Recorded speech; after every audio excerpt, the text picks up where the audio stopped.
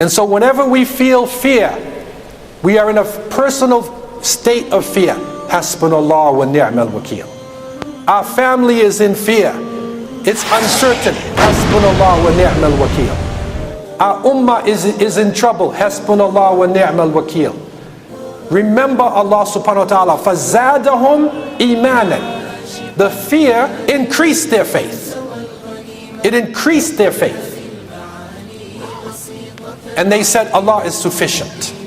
Allah is enough for us. Allah is sufficient for us. If Allah is with us, we don't need anyone else. He is the best disposer of all our affairs. He will take care of everything connected to us.